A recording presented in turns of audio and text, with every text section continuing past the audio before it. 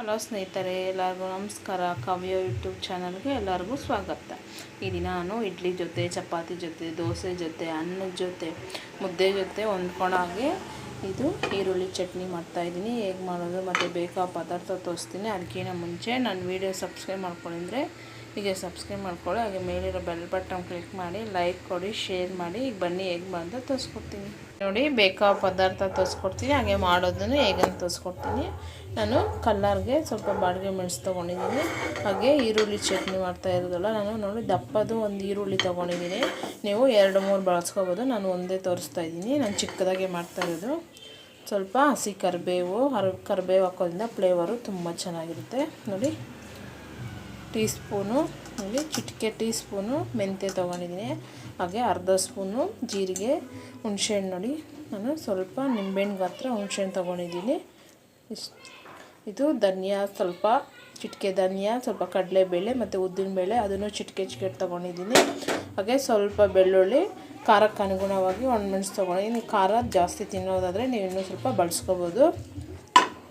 ಇದು ಒಗ್ಗರಣೆಗೆ ಸಾಸಿವೆ, ಕರಿಬೇವು, ಒಂದು ಬಾಡಿಗೆ ಮೆಣಸು, ಉದ್ದಿನಬೇಳೆ, ಕಡಲೆಬೇಳೆ, ಹಾಗೆ ಸ್ವಲ್ಪ ರುಚಿಗೆ ತಕ್ಕಷ್ಟು ಉಪ್ಪು, ಒಗ್ಗರಣೆಗೆ ಎಣ್ಣೆ. ಹೇಗೆ ಮಾಡೋದು ತೋರಿಸ್ಕೊಡ್ತೀನಿ ನೋಡಿ. ಮೊದಲು ಸ್ಟವ್ ಮೇಲೆ ಒಂದು ಫ್ಯಾನ್ ಇಟ್ಟಿದ್ದೀನಿ.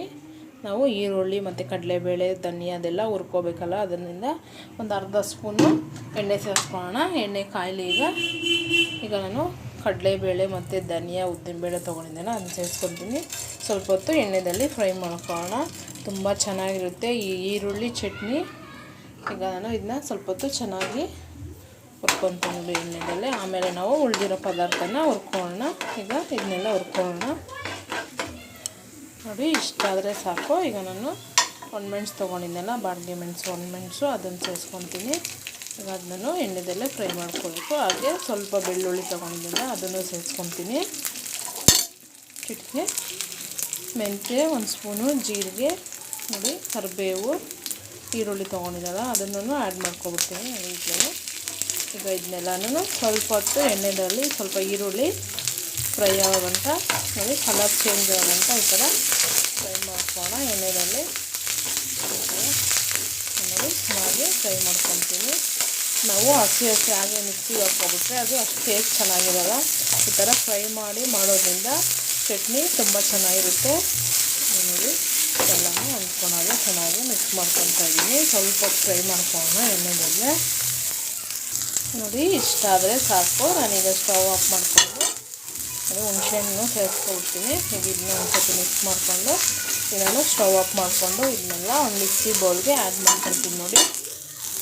ನೋಡಿ, ನಾನು ಫ್ರೈ ಮಾಡ್ಕೊಂಡಿದ್ದಾಗೆಲ್ಲ ಒಂದು ಮಿಕ್ಸಿ ಬೌಲ್ಗೆ ಆ್ಯಡ್ ಮಾಡ್ಕೊಂಡಿದ್ದೀನಿ. ಈಗ ರುಚಿಗೆ ತಕ್ಕಷ್ಟು ಉಪ್ಪು ಸೇರಿಸ್ಕೊತೀನಿ.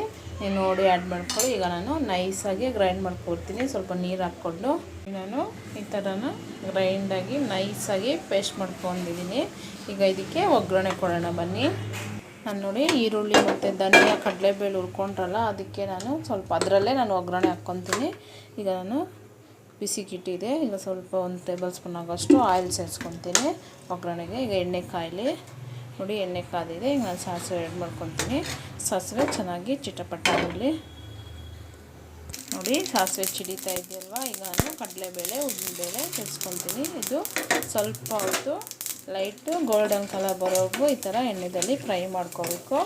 ನೋಡಿ, ಈ ಥರ ತುಂಬ ಟೇಸ್ಟಿಯಾಗಿರುತ್ತೆ ಈ ಈರುಳ್ಳಿ ಚಟ್ನಿ. ಮುದ್ದೆ ಜೊತೆ, ಅನ್ನದ ಜೊತೆ, ಚಪಾತಿ ಜೊತೆ, ಇಡ್ಲಿ ಜೊತೆ ತುಂಬ ಚೆನ್ನಾಗಿರುತ್ತೆ.